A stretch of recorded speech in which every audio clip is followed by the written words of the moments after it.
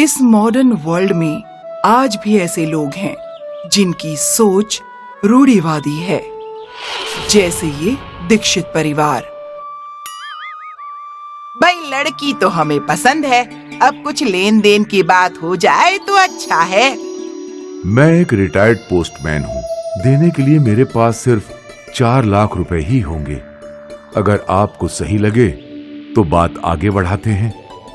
वैसे तो 4 लाख रुपए हमारे विवेक के लिए कम हैं, पर आपकी बेटी माया रूप रंग के साथ साथ पढ़ी लिखी भी है, तो हमें तो ये रिश्ता मंजूर है। बहन जी, मुंह मीठा कीजिए। माया के पापा को कहाँ पता था कि वो कौन सी आफत सिर मोड़ ले रहे हैं। वो तो इसलिए खुश थे कि उनकी बेटी की शादी एक अच्छे परिवार में हो रही है। कुछ महीनों बाद माया और विवेक की शादी अच्छी तरह धूमधाम से हुई। माया के पिताजी ने 4 लाख रुपए दहेज में भी दिए। शादी के बाद शशिकला अपने बहू से सारे काम करवाती थी और खुद आराम की जिंदगी जी रही थी। माया, अरे ओ माया, सुनाई नहीं दे रहा क्या? कब से कह रही हूँ मुझे प्यास लगी है, पानी दो। सुनाई नहीं दे रहा क्या तुम्हें? बेचारी माया अपनी सास की सेवा में कोई कमी नहीं रखती थी। कुछ महीने बाद माया प्रेग्नेंट हो गई। मुझे तो एक चांद सा लल्ला चाहिए जो मेरे खानदान का नाम रोशन करे। और अगर लड़की हुई तो? जरूरी है अपनी मनहूस जुबान से मनहूसियत टपकाने की। अगर लड़की हुई तो उसे लेकर अपने बाप के घर चली जाना, समझी? माया समझ गई कि उसके ससुराल वालों को लड़का चाहिए था। वो हर समय उससे लड़का होने की प्रार्थना किया करती थी। हे भगवान, मुझे लड़का ही देना, वरना ये लोग मुझे और मेरे बच्चे को जीने नहीं देंगे। मुझ पे कृपा कीजिए भगवान। आखिर वो दिन आ गया जब माया को हॉस्पिटल में एडमिट किया गया। विवेक और शशिकला वहीं चिंतित खड़े थे। कुछ देर में माया के पापा भी वहां पहुंच गए। मुबारक हो, आपको लड़की हुई है।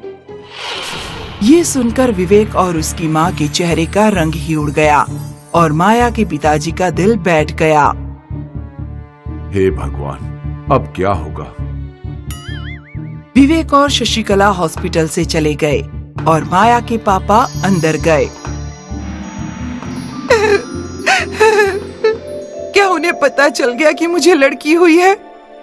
हाँ, लेकिन इसमें तेरी क्या गलती है?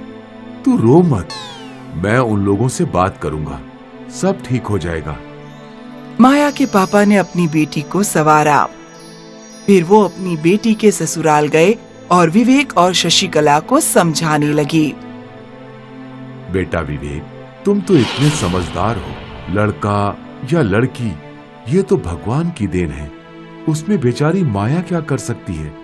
आप तो उसकी साइड लेंगे, पिता जो ठहरे। बहन जी, हो सकता है अगली बार आपको अपना वारिस मिल जाए। ये बात सुनकर विवेक माया के पिताजी की बात मान गया। कुछ दिनों बाद माया और उसकी बेटी अपने ससुराल लौटे। माया को फिर से सारे घर के काम अकेले देखने पड़ते थे। यहाँ तक कि जब उसकी बेटी रोती थी, कोई उसे उठाकर लाड़ नहीं करता था। बेचारी माया ये सब सह रही थी। 1 साल बीत गया। अब माया फिर से प्रेग्नेंट थी। ससुर जी, मैं कहे देता हूँ, इस बार अगर लड़की हुई तो आप अपनी बेटी और उसकी बेटियों को लेकर अपने घर चले जाना। मुझसे कोई उम्मीद मत रखना। सभी लोग नर्स के आने का इंतजार कर रहे थे। आखिर मुबारक हो, घर में लक्ष्मी आई है। ये सुनकर माया के पापा रोने लगे और विवेक और शशिकला हॉस्पिटल से चले गए। अरे वाह, लक्ष्मी पैदा हुई है।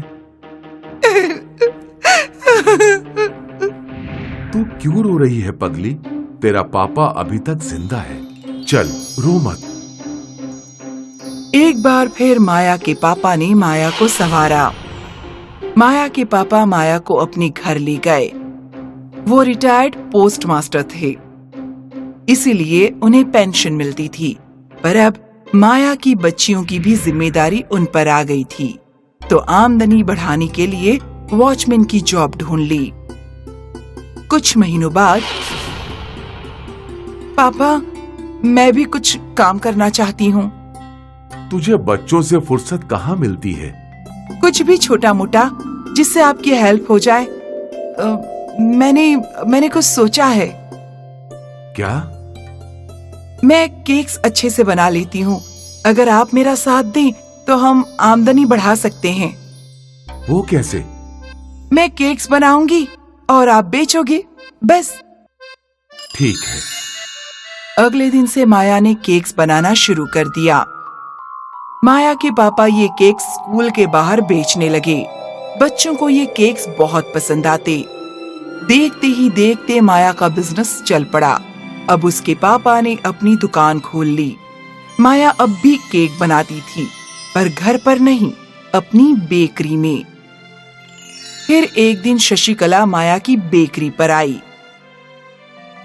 अरे वाह, तेरे बाप के पास तो बहुत पैसे आ गए। लगता है विवेक को भेजना पड़ेगा तुझे वापस बुलवाने। शौक से भेजिए, पर सासू माँ पहले अपने बेटे का दाम बता दीजिए। मतलब आप तो यहाँ अपने बेटे को बेचने आई हैं, पर मुझे उसे खरीदने का कोई शौक नहीं है। समधी जी, देखिए आपकी बेटी क्या बोल रही है। आज पहली बार वो बिल्कुल सही बोल रही है। शशिकला के तो होश ही उड़ गए। वो शर्मिंदा होकर वहाँ से चली गई। ये है शर्मा परिवार, जिसकी मुखिया हैं रामदेव शर्मा। लेकिन इस घर की असली भागदौड़ तो मिसेस शर्मा के हाथ में है। अरे बहू, जी माँ जी, जी माँ जी, मैंने तुम्हें नहीं रीमा को बुलाया। वो तो बाजार गई है सामान खरीदने। अच्छा ठीक है, तो फिर तुम ही मेरे लिए चाय बना दो। बाबूजी, आप भी चाय लेंगे? अब बना रही हो तो मेरे लिए भी बना ही दो। जी बाबूजी। मिसेस शर्मा के 4 बेटे और 4 बहुएं थीं, लेकिन उनकी इन सब पर धाक थी। हर महीने बेटों की पगार होती है। वो अपनी सारी कमाई अपनी माँ के हाथ में दिया करते थे। बिना मिसेस शर्मा को बताए वो अपने लिए या अपनी बीवियों के लिए कुछ भी नहीं खरीदते थे। माँ, बहुत दिनों से सुनैना नई साड़ी मांग रही है। क्या इस महीने मैं उसके लिए साड़ी खरीद लूं? नहीं, तू साड़ी खरीदेगा तो तेरे भाइयों को भी मन होगा। ऐसे तो सब अपनी अपनी ही मर्जी चलाएंगे। ठीक है माँ। उस शाम मिसेस शर्मा बाजार गईं और उन्होंने 4 साड़ियाँ खरीद लीं। बहू, नैना, सुनैना, रीमा, लता, कहाँ हो तुम सब? आए माँ जी। नैना, ये तुम्हारे लिए। रीमा, ये तुम्हारे लिए। लता, ये तुम्हारे लिए। और सुनैना बेटा, ये खास तुम्हारे लिए। बहुत अच्छी है माँ जी। हाँ, कितनी सुंदर है। मुझे ऐसी ही साड़ी चाहिए। तुम सब जाओ और खाने की तैयारी करो। सुनैना, तुम रुको, मुझे तुमसे बात करनी है। अब ठीक है माँ जी। तीनों बहुएं चली गईं। सुनैना, तुम सबसे बड़ी बहू हो। मेरे बाद इस परिवार को एक रखने की जिम्मेदारी तुम्हारी। विक्रम ने मुझे बताया कि तुम्हें नई साड़ी चाहिए, लेकिन मैंने उसे मना कर दिया। पता है क्यों? अब नहीं माँ जी। अगर आज वो तुम्हारे लिए साड़ी लाता तो कल रवि या नितिन अपनी बीवी के लिए जेवर ले आते। इस तरह घर का संतुलन बिगड़ जाएगा। तुम चारों मेरी बहुएं हो और चारों की चारों मेरे लिए समान हो, इसीलिए मैंने तुम सब के लिए साड़ी खरीदी। आज से अगर तुम्हें कुछ भी चाहिए हो तो मुझे बोलो, विक्रम को नहीं। और हो सके उतनी जल्दी अपनी जिम्मेदारी संभाल लो। जी माँ जी। मिसेस शर्मा बड़ी प्यार से अपनी बड़ी बहू को उसकी जिम्मेदारी समझा रही थी। कुछ महीनों बाद जब रीमा का एक कार से एक्सीडेंट हुआ और उसका हाथ फ्रैक्चर हो गया, तो मिसेस शर्मा खुद अपने हाथों से रीमा को खाना खिलाया करती थी। नैना पढ़ी लिखी थी और उसे नौकरी करनी थी और अपने पति ब्रिजेश से झगड़ रही थी। माँ, अब आप ही इसे समझाओ, इसे नौकरी करने की क्या जरूरत है? नैना नौकरी करे, इसमें गलत ही क्या है? अगर उसका मन है तो करने दो उसे नौकरी। इस तरह मिसेस शर्मा की वजह से नैना को भी नौकरी करके अपने सपने पूरे करने का मौका मिला।